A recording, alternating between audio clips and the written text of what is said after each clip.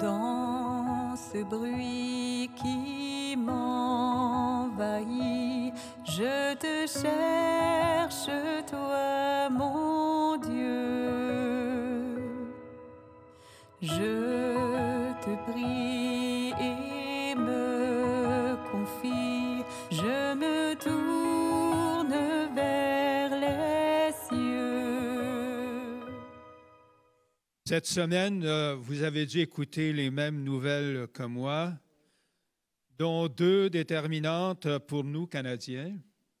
L'annonce officielle par Kamala Harris de la certification de Donald Trump comme prochain président des États-Unis.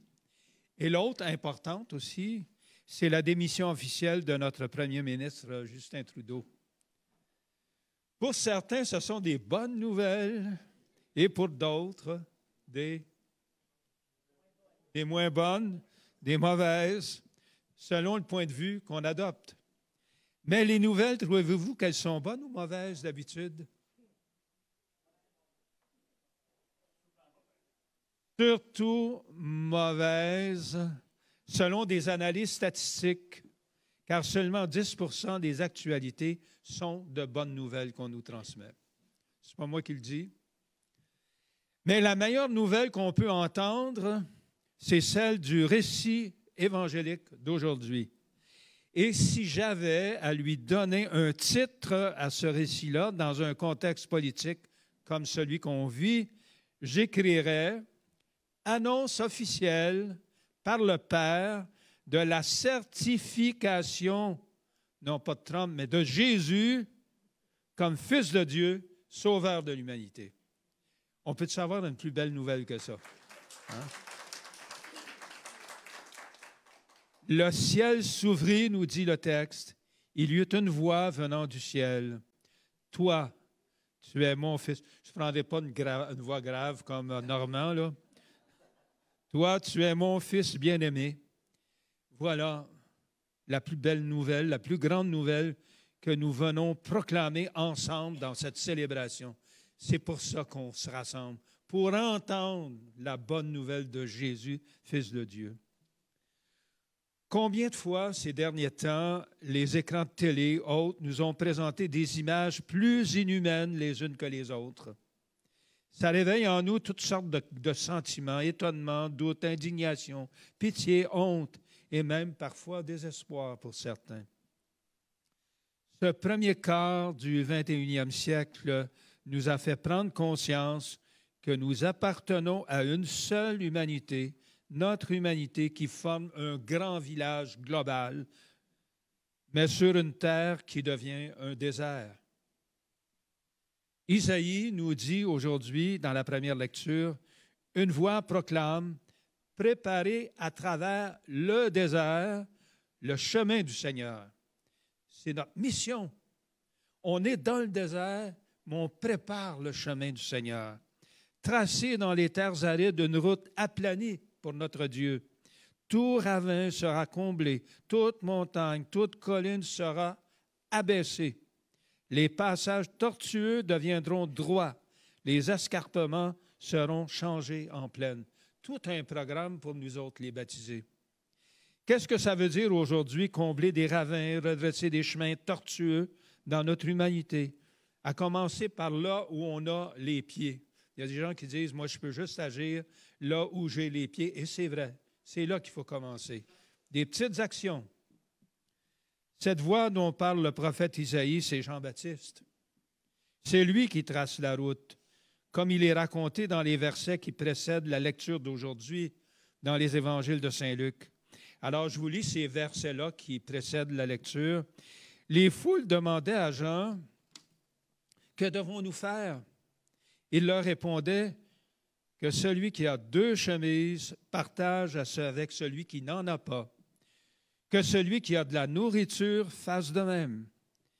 Et là, il y a des collecteurs d'impôts qui viennent voir Jean-Baptiste pour se faire baptiser. Ils disent à Jean, « Maître, que devons-nous donc faire? » Il leur répondit, « N'exigez pas plus que ce que la loi vous demande. » Là, il y a des soldats qui viennent se présenter aussi.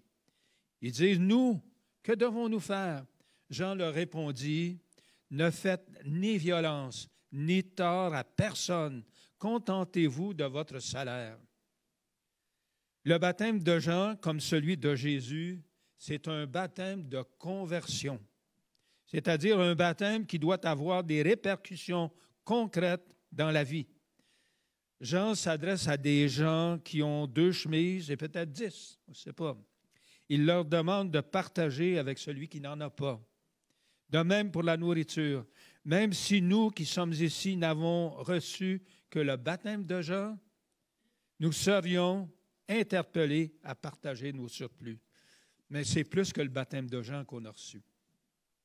Jean s'adresse à des collecteurs d'impôts pour leur dire « N'exigez pas plus que ce que la loi demande. » Il faut savoir qu'au temps de Jésus, les collecteurs d'impôts comme Matthieu ou Zachée achetaient le droit de prélever des impôts et souvent, ils se donnaient une bonne petite commission, beaucoup plus élevée que le pourcentage fixé par le contrat à reverser au gouvernement.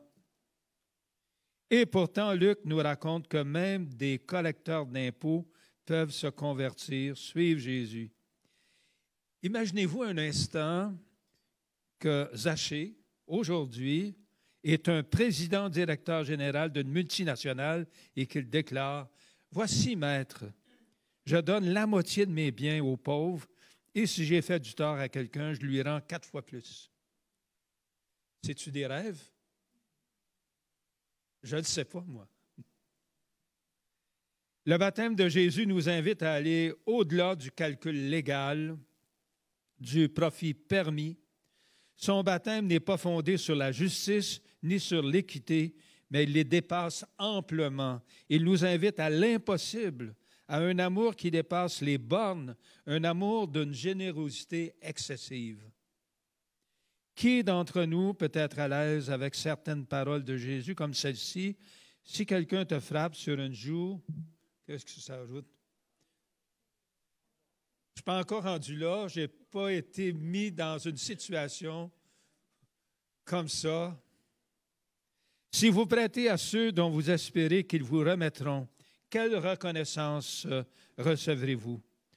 Aimez au contraire vos ennemis, faites du bien et prêtez sans rien espérer de retour.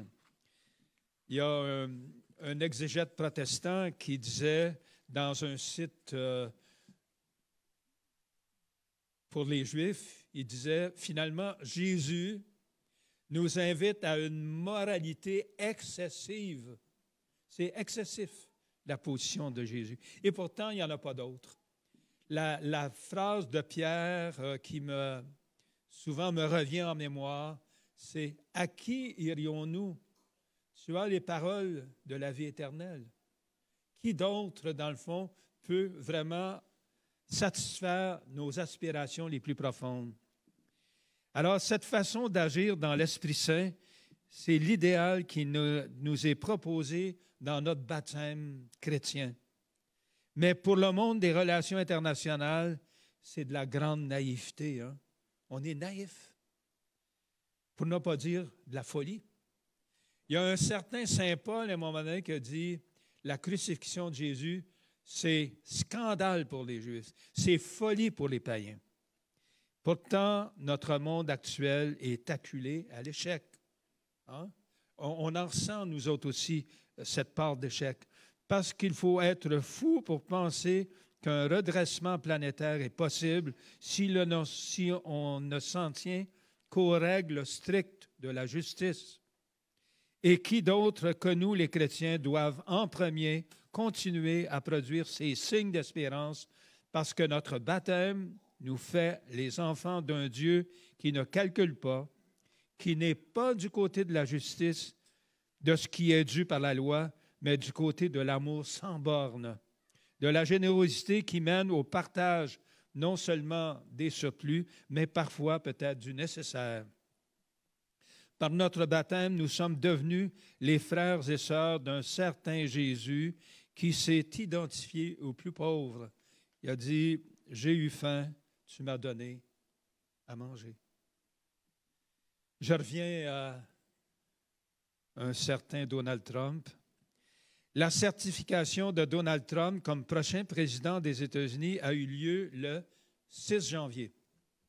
Et comme par hasard, le même jour, le pape François a annoncé la nomination d'un nouvel archevêque à Washington, le cardinal Robert McElroy. Et dans un article de journal, on pouvait lire « Je pense que le pape François souhaite ce genre de leader pastoral comme archevêque de Washington au moment où Trump est sur le point de prendre ses fonctions et qu'il menace de tenir ses promesses sur l'expulsion des immigrants. » Le cardinal McElroy a déjà déclaré son opposition à ce genre d'expulsion systématique. Et je le cite dans un article, dans une déclaration qu'il a faite. « Nous devons nous opposer à ceux qui présentent les réfugiés comme des ennemis, plutôt que comme nos frères et sœurs dans le besoin. » Il ajoute, nous devons nous opposer à ceux qui nous entraînent à considérer les hommes, les femmes, les enfants musulmans comme des sources de peur, plutôt que comme des enfants de Dieu. Alors, continuons cette Eucharistie en refaisant le geste de partage. Jésus a ouvert sa table à tous les pécheurs, à tous ceux qui étaient les maganés de l'existence dans le temps, à tous ceux qui étaient rejetés, jugés impurs. Il a ouvert sa table. Ce matin aussi, il vient ouvrir sa table pour nous. C'est son signe d'accueil universel dans sa maison. Amen. Chaque jour,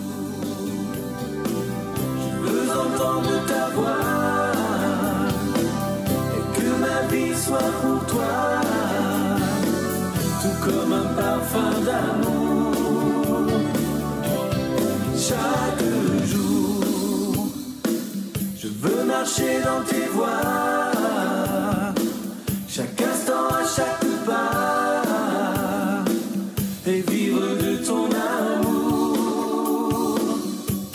Et chaque jour, je veux entendre ta voix et que ma vie soit pour toi, tout comme un parfum d'amour que je répands chaque jour. Je veux marcher dans tes voies, chaque instant, à chaque pas, vivre de ton amour. Et chaque jour, je veux entendre ta voix et que ma vie soit pour toi, comme un parfum d'amour. Je répands chaque jour.